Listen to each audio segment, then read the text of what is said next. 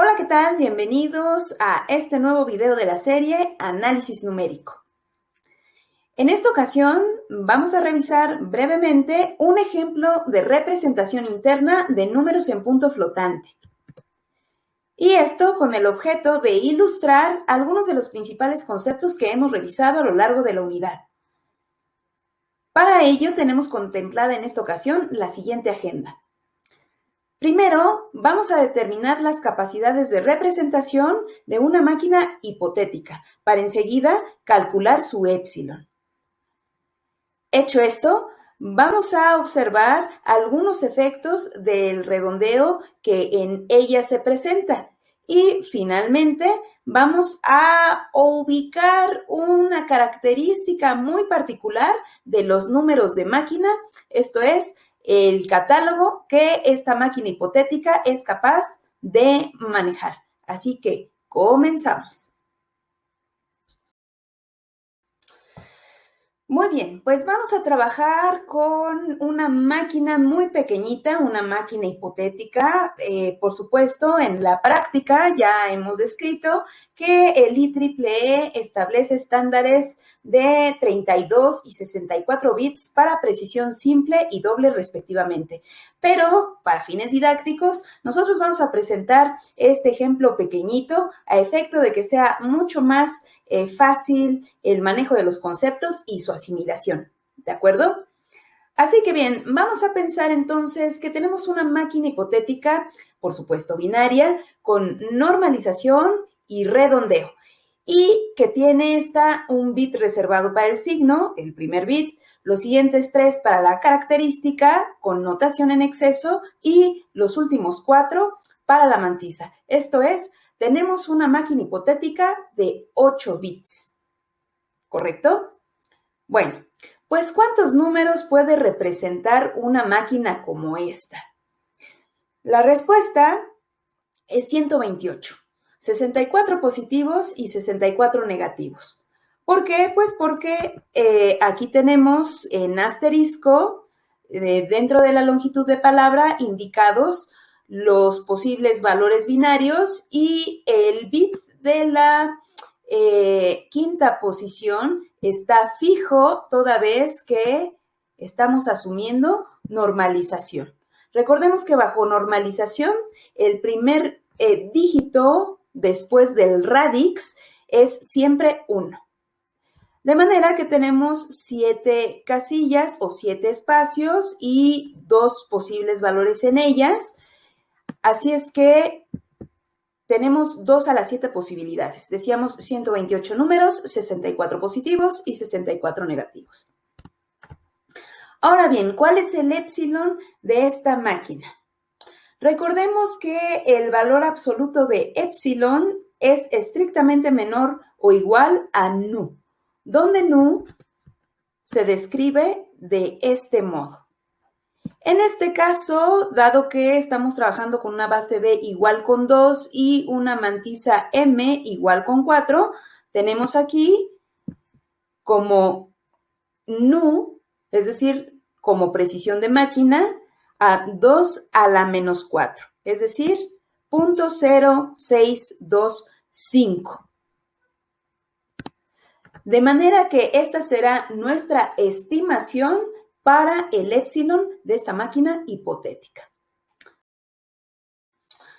Ahora bien, de los 64 números positivos que esta máquina hipotética es capaz de representar, ¿cuál es el más pequeñito? Fíjense bien, en este caso, el primer bit de la secuencia binaria correspondiente tendría que ser 0 toda vez que hablamos de un número positivo, ¿correcto? En la característica tendría que almacenarse el exponente más pequeño posible. Ojo, considerando notación en exceso. Es claro que la menor característica se alcanza con una secuencia de puros ceros en base 2, que es el número 0 en decimal, y al aplicar la definición de notación en exceso y hacer las sustituciones respectivas, tendremos que n es igual con menos 4. Observemos que aquí C es igual a 3 porque tenemos 3 bits reservados para la característica. De manera que 0 igual con n más 2 al cuadrado implica que n es igual con menos 4. Así que sí, como deseábamos, obtuvimos un exponente pequeñito. De hecho, el más pequeño que es posible hacer en esta máquina con notación en exceso. Aprovechando el viaje, ya que traemos los zapatos puestos, vale la pena decir que entonces en esta máquina pueden generarse solo 8 exponentes distintos, que van de menos 4 a menos 3, menos 2, menos 1, 0, 1, 2 y 3. Son todos los exponentes que en esta máquina podrán utilizarse. Muy poquitos, ¿verdad? Pues bueno. Eso es por lo que toca al exponente. En lo concerniente a la característica, observemos que, dado que utilizamos normalización, el primer bit es igual con 1 y solo habremos de ocuparnos de los 3 últimos bits de la longitud de palabra. Observemos que si en ellos aparece un solo 1, obtendremos una mantisa mayor que si rellenamos todos estos espacios con ceros, ¿correcto? Así que la mantisa normalizada más pequeña se obtiene cuando los bits no fijos son todos 0. Tenemos pues a un número positivo con esta mantisa. Ojo, recordemos que la mantisa va después del punto radix. Base 2, por supuesto, y una característica igual con menos 4. Al efectuar la operación y recorrer al radix 4 posiciones a la izquierda, como aquí se indica, tendremos este número fraccionario que en base 2 se convierte a 0.03125 en base 10. Este es el número positivo más pequeñito que esta máquina hipotética es capaz de representar. Y ojo, es todavía más pequeñito que el épsilon de máquina. De manera que aquí es notable el recalcar que pues de ninguna forma el épsilon de máquina es el número más pequeño que una máquina puede representar. Y ojo, si nosotros sumamos un número más pequeño que el épsilon con 1, sorprendentemente volveremos a obtener a 1 como resultado. Inténtenlo, sobre todo bajo los efectos del redondeo que hemos estado manejando y comprobarán que es así. Bien, pues ya vimos cuál es el número positivo más pequeño que esta máquina hipotética puede representar. Pero ¿cuál es el número positivo más grande? Bueno, pues por ser positivo ya sabemos que el primer bit va a ser igual con 0 y solo habremos de ocuparnos de la característica y la mantisa, que estas sean lo más grandes posible. En el caso de la característica, la mayor se alcanza con esta secuencia binaria que nos da este entero en base 2, o sea, el entero 7 en decimal. Y al aplicar la definición de notación en exceso, tenemos que n es igual con 3. ¿Qué les dije? En esta máquina, el exponente nunca va a poder ser menor que menos 4, ni tampoco mayor que 3. Cabe destacar que si nosotros tratáramos de representar a algún número en esta máquina que exija un exponente menor que menos 4, pues entonces ocurriría invariablemente un underflow. En cambio, si tratáramos de representar a un número que exija un exponente mayor que 3, pues ocurriría invariablemente un overflow. Quizá de este modo queda más claro este concepto de los rebasamientos, ¿cierto? Pues bueno, siguiendo con nuestra pregunta del número positivo más grande, lo último que nos falta determinar pues es el mayor número posible en la mantisa, que sabemos habrá de conseguirse al rellenar estos 3 espacios con puros unos, toda vez que este 1 es fijo por la normalización. De tal suerte que tenemos a un número positivo con esta mantisa,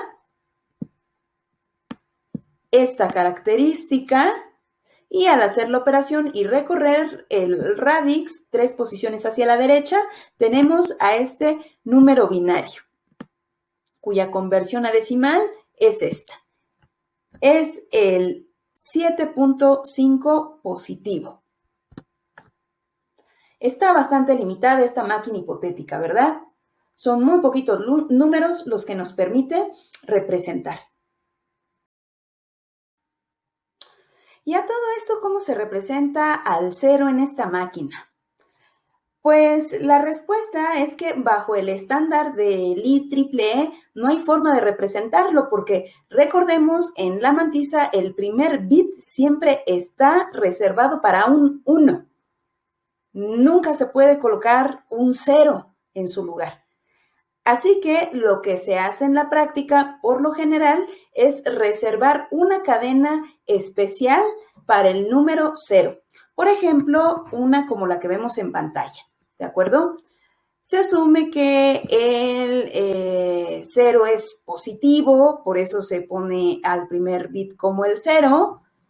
La mantisa, aunque no es normalizada, se rellena con puros ceros y pues la característica se deja con algún exponente. Por ejemplo, aquí tendríamos, después de aplicar la definición de notación en exceso, que n es igual con 1. ¿Listo? Así que bueno, el 0 requiere una representación muy especial. Pues bueno, ¿qué pasaría si a una máquina hipotética como esta nosotros le introducimos un número real que no es capaz de representar? ¿A cuál de todos los números de su catálogo obtendríamos en su lugar? Pues bueno, para ilustrar esto, pensemos que deseamos representar al más 0.55 en nuestra máquina pequeñita, nuestra máquina hipotética. El número que nos trabajaría en su lugar sería el siguiente. Fíjense bien, sabemos que este número fraccionario decimal tiene esta representación binaria, toda vez que conocemos el método de las multiplicaciones sucesivas, ¿correcto? Sabemos que de entrada no puede estar en la máquina porque exige muchas posiciones en la mantisa y nuestra mantisa en particular solo tiene 4 espacios reservados, ¿correcto? Así que bueno, en esta descripción en punto flotante tendríamos a una secuencia infinita de bits para representar este número.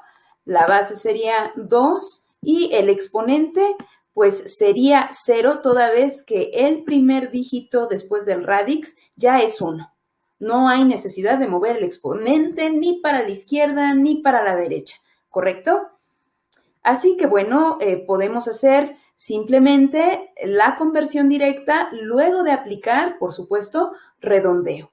Puesto que tenemos 5 posiciones y aquí hay 1, 2, 3 y 4, este 1 bajo redondeo será descartado y como 1 en binario sube, este 0 se convertirá en 1, que es lo que observamos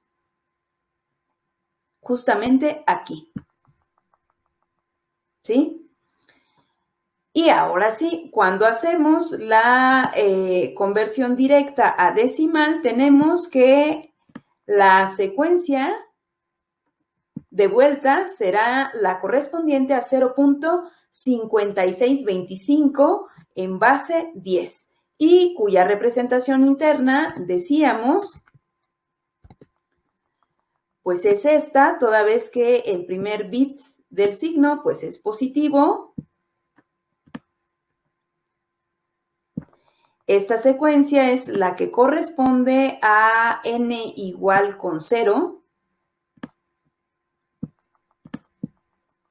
en notación en exceso. Y la mantisa, pues es precisamente esta que tenemos por acá. Así es que no nos va a poder representar al 0.55 positivo, pero nos va a devolver o a trabajar un número muy cercano.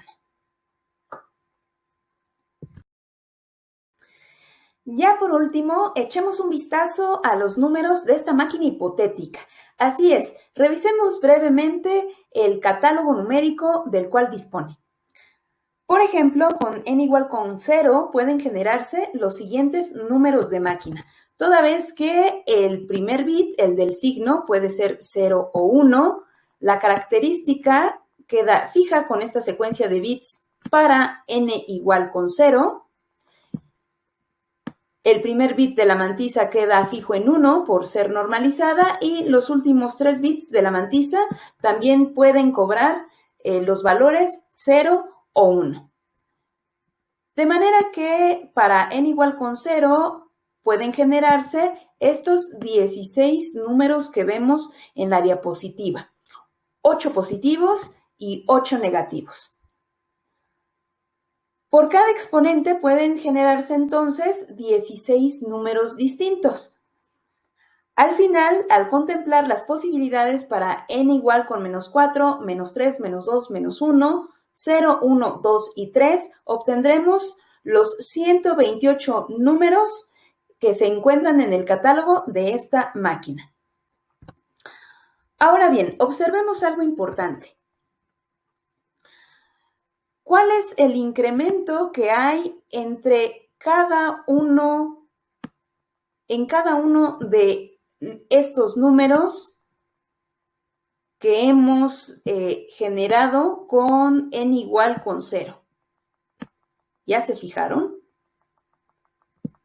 Aquí resalto los de esta columna, pero vale hacer la observación también para los de la segunda columna. ¿Ya se dieron cuenta? Bueno, pues el incremento, como ya habrán visto, de los flotantes generados con n igual con 0